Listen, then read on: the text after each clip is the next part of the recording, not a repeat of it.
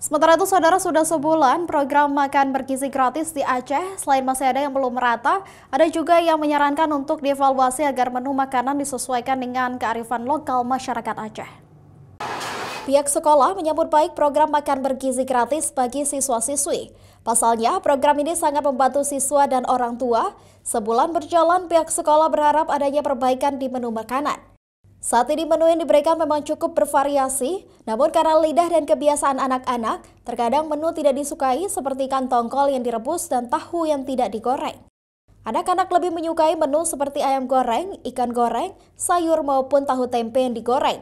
Hal ini juga disebabkan karena kebiasaan para siswa mengkonsumsi makanan yang diberikan para orang tua.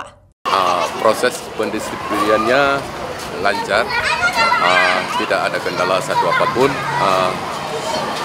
Kemudian kalau mengenai menu, sebaiknya menu ini disesuaikan dengan kearifan lokal tanpa mengurangi gizi anak-anak.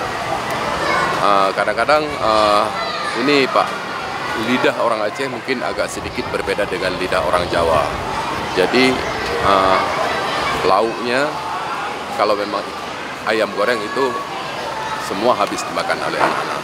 Tetapi kalau memang ikan tongkol yang ditumis itu mungkin sebahagian besar anak-anak kurang selera. Tapi makanannya sudah bagus. Makanannya sudah bagus, sudah lumayan. Cuma itulah yang perlu disesuaikan dengan kearifan lokal kita. Kalau untuk program ini sendiri Pak, perlu dilanjutkan ke depannya atau gimana Pak? Oh, perlu, sangat baik. Program ini sangat baik, sangat meringankan beban orang tua.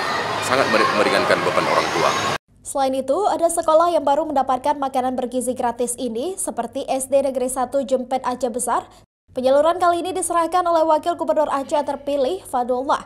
Pemerintah Aceh ke depan akan menjalankan program ini. Kami berkomitmen dan kami siap membantu seluruh program-program pemerintah pusat, diantaranya adalah makan bergizi gratis.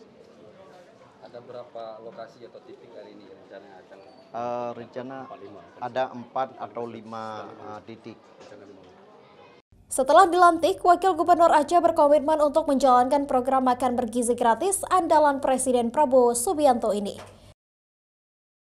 Raja Umar, Syahril, Kompas TV, Banda Aceh.